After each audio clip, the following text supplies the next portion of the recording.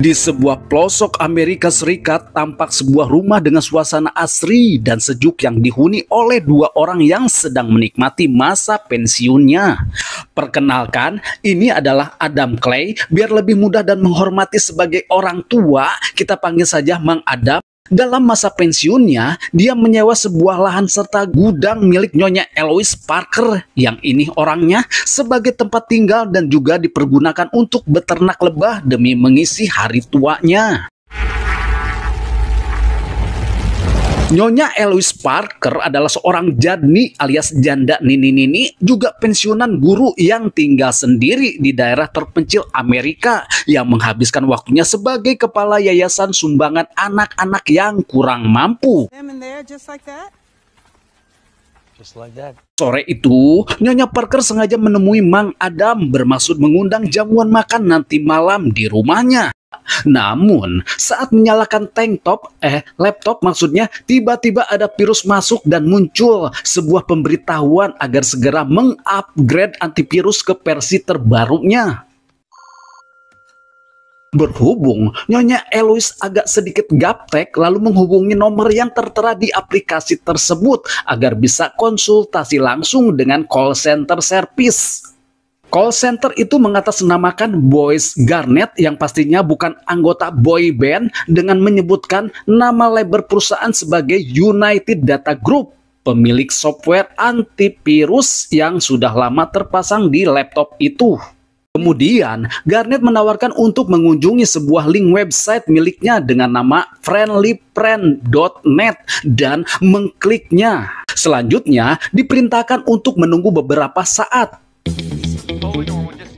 Namun, bukan maintenance laptopnya yang diperbaiki atau diproses, melainkan si Garnett ini menyadap sebuah data penting milik Nyonya Eloise dari mulai cek senilai $10.000, dana asuransi jiwa, dan pensiunan guru dan badan amal senilai $2 juta Amerika Serikat yang terpampang langsung disaksikan oleh seluruh karyawannya. Selang beberapa menit kemudian, Nyonya Eloise merasa senang karena tampilan laptopnya kembali normal sesuai yang Garnett informasikan. Selanjutnya, mengembalikan biaya aplikasi antivirus yang error sebagai biaya ganti ruginya ke Norek 008 sebesar $500. Tapi Nyonya Eloise Parker mengatakan kalau itu bukan nomor pribadinya. Kemudian, Garnett meminta tolong agar segera mengakses dan masuk ke Norek tersebut. Rupanya, bukan cuma $500, melainkan $50 Amerika. Mendengar hal itu, Nyonya Parker merasa tidak enak dan berjanji akan mengembalikan uang tersebut. Tapi, untuk mengirim balik uang itu, salah satunya dengan cara memakai akun lain dan password yang berbeda pula. Dengan kondisi bingung, kemudian Nyonya Eloise mencoba mengakses kembali dengan tujuan mengembalikan uang tadi dengan menekan submit. Tiba-tiba tank topnya seketika auto ngeblank dan saat kembali menyala, tiba-tiba Nyonya Eloise merasa kaget karena harus menyaksikan dengan jelas bahwa semua tabungan yang dimilikinya terkuras habis seketika tanpa sepeser pun. Dan komunikasi dengan call center tadi tiba-tiba langsung terputus begitu saja. Jelas, hal ini membuat Nyonya Eloise langsung depresi dan tak sadar bahwasannya kalau dia baru saja telah mendapatkan musibah yang sangat teramat besar dalam hidupnya. Ternyata, call center atau United Data Group itu adalah sebuah organisasi phishing yang berkodok perusahaan antivirus yang bertujuan meretas data dan menyadap aktivitas siapa saja tanpa memandang suku, perawan, atau janda kaya atau kismin, asalkan cuan yang pada saat itu si korban sedang menggunakan jaringan internet. Sisi lain, Mang Adam yang masih sibuk dengan lebahnya sengaja membuat satu toples madu spesial berniat ingin memberikan kepada Nyonya Parker saat jamuan makan tiba nanti malam. Namun, saat Mang Adam tiba di depan rumahnya, spontan merasakan firasat buruk karena situasi rumah Nyonya Parker tiba-tiba sunyi mencekam alias keeng. Mang Adam perlahan masuk dengan mengambil sebuah pisau dapur yang ada di dekatnya. Namun tiba-tiba seseorang muncul dari belakang dan langsung menodongkan pistol. Don't you fucking move. Namun saat masuk ke dalam, mereka berdua mendapatkan sebuah pistol yang sudah berlumuran darah dengan kondisi Nyonya Eloise Parker yang sudah tidak bernyawa lagi. Kemudian Verona segera menghubungi rekan-rekan tugasnya untuk menyelidiki kasus ibunya, lalu menangkap Mang Adam sebagai tersangka untuk diinterogasi.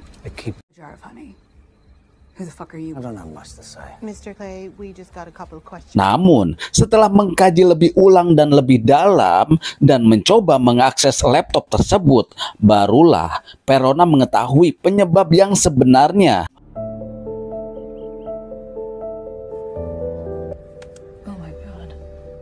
Jelas, hal ini membuat Verona merasa bersalah karena sudah salah tangkap orang bahwa United Data Group yang telah menggondol kekayaan ibunya adalah buronan yang sudah lama diselidiki para agen FBI yang sulit dilacak keberadaannya. Even the FBI can't find these people. Mang Adam kemudian secara diam-diam menghubungi teman lamanya untuk mencari tempe lokasi keberadaan serta perusahaan yang terlibat dalam aksi tersebut. Kemudian dengan cepat mendatangi para mafia dengan membawa 2 jerrycan yang sudah terisi penuh bahan bakar.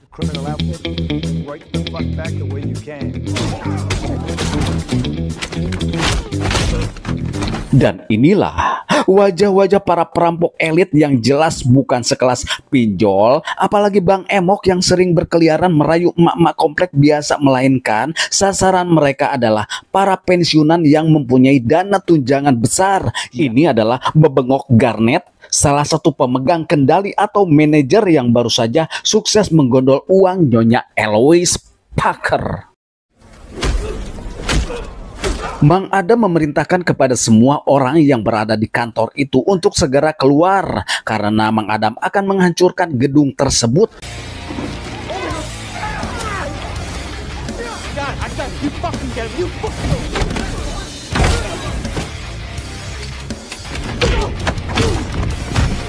Dengan memasang sebuah bom yang dihubungkan secara otomatis lewat jaringan telepon para korban yang akan kena tipu selanjutnya. Sehingga ketika ada panggilan masuk, bom tersebut akan meledak dengan sendirinya dan memutuskan kehubungan seluruh sistem yang terhubung sehingga para lansia yang akan jadi korban selanjutnya bisa digagalkan.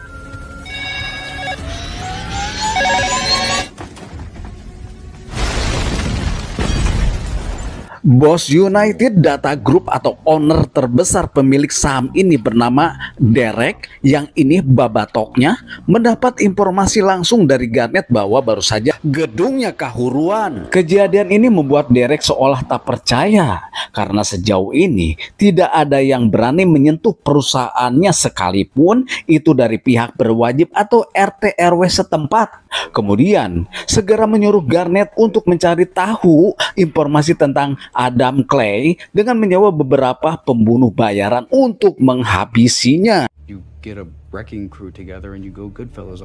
Di sisi lain, Verona yang sedang sibuk bersama rekan kerjanya mendapatkan sebuah laporan kebakaran gedung dari kantor yang telah menipu ibunya itu. Rupanya, Garnet akhirnya menemukan lokasi Mang Adam saat itu melihat sedang sibuk dengan lebahnya. Dan tak lama Mang Adam pergi, Garnet beserta para jongosnya langsung menghancurkan lapak tempat Mang Adam mencari nafkah. Kemudian membuntuti Mang Adam masuk ke sebuah gudang. Tapi sayang sekali, pergerakan mereka lebih dulu diketahui Mang Adam, sehingga dengan mudah memberikan wejangan selanjutnya untuk Garnet beserta anak buah yang berada di dalam gudang tersebut. Lebok ya.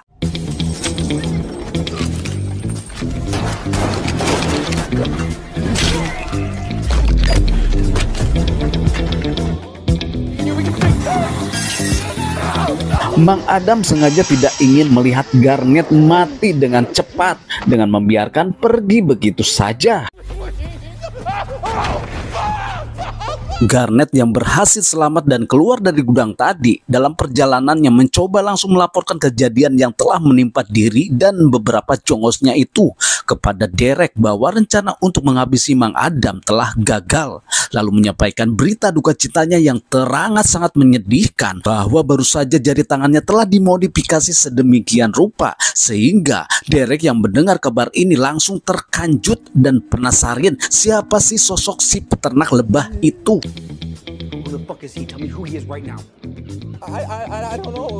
Dari perbincangan kedua cucunguk ini, rupanya sudah didengar oleh Mang Adam yang tak jauh di dekatnya. Maka dengan sangat murka, Mang Adam kembali melanjutkan penyiksaannya dengan cara mengikat Garnet lalu menyantolkan tubuhnya ke sebuah bemper mobil, lalu dilepaskan ke laut sehingga dengan cepat terjun bebas menemui ajalnya. Raos pisan eta mah.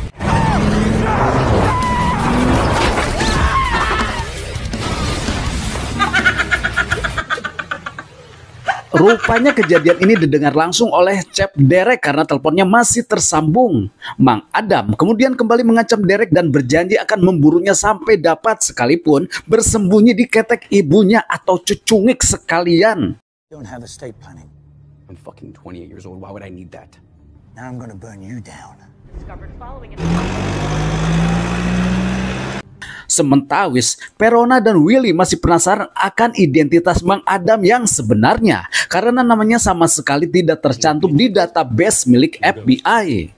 Melihat dari sepak terjang serta kemampuan yang dimilikinya, mereka bisa menduga bahwa Mang Adam ini bukan manusia biasa melainkan seseorang atau anggota organisasi rahasia di luar hukum. No hits. Tak lama kemudian, kematian Garnet pun diketemukan oleh bagian forensik dengan kondisi mayatnya sudah terapung.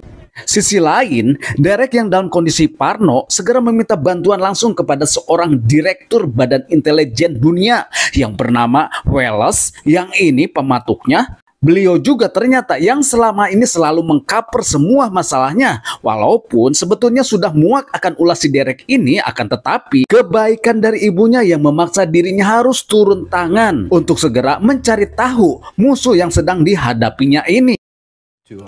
Oh, sit down. Namun betapa kaget dan gemetarnya setelah dilacak lebih dalam dan lebih jero, orang yang sedang dihadapinya ini bukanlah orang sembarangan atau kelas ecek-ecek belaka, melainkan mantan anggota dari Beekeeper yang sudah teruji strategi berperangnya.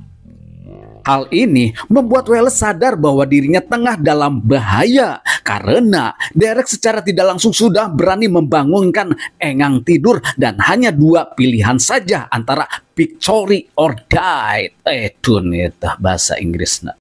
And he said he was gonna kill me. Kemudian Wallace langsung menghubungi ibunya yang ternyata beliau adalah Presiden Amerika Serikat yang bernama Jessica tentang masalah ini. So you got this? You know I'd do anything for you. Kemudian segera menghubungi Direktur CIA yang bernama Janet yang ini pematuknya untuk meminta informasi mengenai Adam Clay. I don't know how else to say this. I'm a beekeeper. Do a POTUS brief. Just hear me out. Now you know who Setelah diketahui bahwa status Adam Clay yang sudah tidak aktif lagi, barulah Wallace pun meminta anggota Beekeeper yang lainnya untuk segera menghabisi Mang Adam. Tak butuh lama, pencarian pun langsung digalakan. Digalakan. Dan beberapa menit kemudian, Mang Adam langsung diketemukan seketika saat sedang mengisi pertalite di sebuah pom bensin. Seketika saja, Mang Adam langsung dideredet secara membabi buta oleh anak yang juga anggota Beekeeper yang telah mendapatkan bayaran dari Wallace untuk menghabisinya. You've been a busy bee. You're supposed to be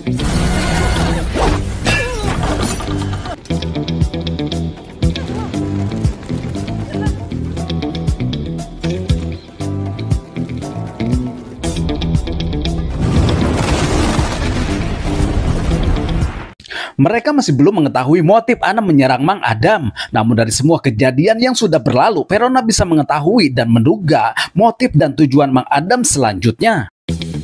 That way, where Adam Clay's headed.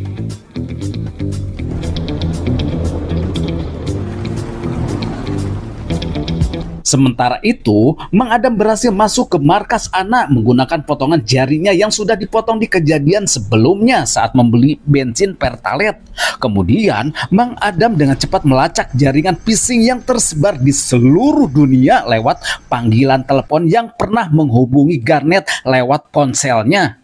Setelah mengetahui tujuan selanjutnya, Mang Adam bergegas mengambil beberapa senjata yang dibutuhkan untuk menyerang gedung Star United yang merupakan induk dari United Data Group yang dimiliki oleh Derek atau Danforth.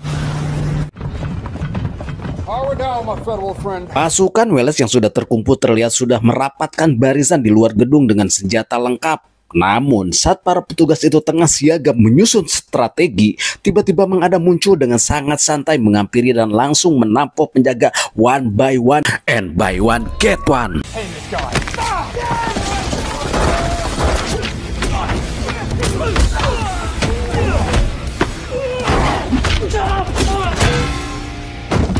Selanjutnya Mang Adam menginterogasi salah seekor manajer perusahaan Danforth ini dan dipaksa agar membuka mulut untuk mengatakan dengan jujur siapa presiden direktur dari perusahaan tersebut yang sebenarnya.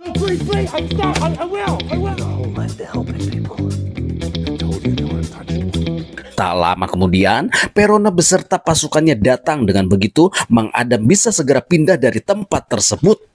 You have laws for these things until they fail. I believe you. But we have laws. Namun Verona yang tengah siaga tiba-tiba dibuat kaget karena secara tidak sengaja melihat langsung sebuah wallpaper komputer bahwa pemilik dari tempat itu adalah salah seorang dari anak dari presiden. Holy shit. Verona yang sudah tahu dalang dari Nine Star United melaporkannya kepada Direktur FBI. Ternyata software yang digunakan Derek untuk menjaring semua data korbannya adalah milik dari dokumen CIA, dan perusahaan lain yang terlibat adalah milik dari mendiang ibunya yang sebelum terpilih menjadi presiden. Nine Star United uses data mining software to... Are you going to tell me the name of this company? Dari seluruh kejahatan itu, FBI menyimpulkan bahwa target dari Mang Adam selanjutnya adalah memburu si Derek. Oleh karena itu, Verona sengaja ditugaskan untuk menjaga dan mengamankan kediaman istana kepresidenan. Welles pun ternyata menyewa pembunuh bayaran profesional yang lainnya. Namun, meskipun pengamanan yang dirancang sedemikian ekstra ketatnya, tapi Mang Adam masih bisa berhasil menyusup tanpa diketahui penjaga di sekelilingnya.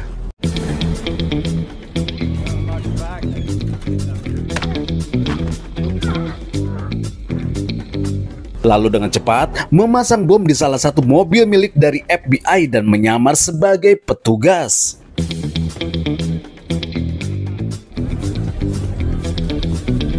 Di dalam rumah Pavilion, Direktur FBI si Bobby atau si botak biadab ini memberitahukan semuanya kepada presiden, hal yang berhubungan dengan anaknya ini.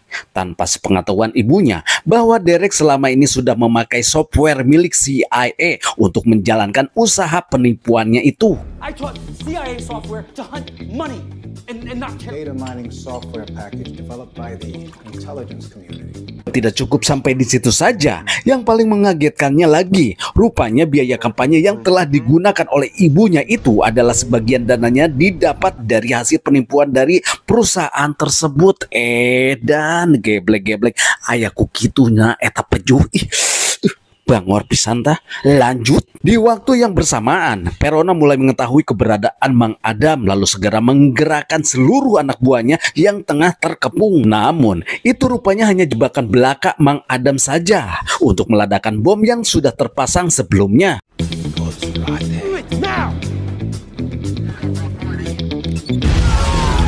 Hal ini membuat keadaan menjadi makin paciwuh dan berbalik menyerang meskipun hanya seorang diri. Lalu dengan cepat berhasil menerobos masuk ke dalam rumah presiden. Nyonya Jessica atau Presiden Danforth sebetulnya sudah muak berencana untuk mengumumkan kepada publik tentang semua kebusukan anaknya itu. Sementara Derek yang sudah terancam tiba-tiba dengan cepat mengambil senjata dan menembak Direktur FBI yang berada di depannya. Dalam kondisi depresi, ditambah lagi efek dari heroin, kemudian Derek menyandra ibunya dengan menodongkan pistol. Dalam situasi yang rumit, Mang Adam mencoba menyusun strategi baru lalu menegaskan kepada Verona agar lebih peka lagi menjadi anggota FBI dengan mengatakan apakah dia akan bekerja untuk hukum atau bekerja untuk keadilan. Dan di dalam situasi darurat, tiba-tiba Mang Adam dengan cepat dapat melepaskan tembakan ke arah babatok si Derek. Bye, Mom. Lalu dengan cepat ngajleng menabrak kaca jendela untuk keluar dari istana tersebut. Sementara Verona yang sudah diberi kesempatan untuk menembak Mang Adam pun tiba-tiba hanya membiarkannya pergi begitu saja karena Verona paham apa yang sudah dilakukan Mang Adam selama ini. Dan saya pun pamit undur diri dari hadapan pemirsa. Terima kasih yang sudah menonton. Mohon maaf jika masih pabelit dan paciweuh. Ingat pepatah Bang Napi bahwa kejahatan terjadi bukan hanya karena ada niat pelakunya, tetapi juga karena adanya kesempatan. Jadi waspadalah, waspadalah.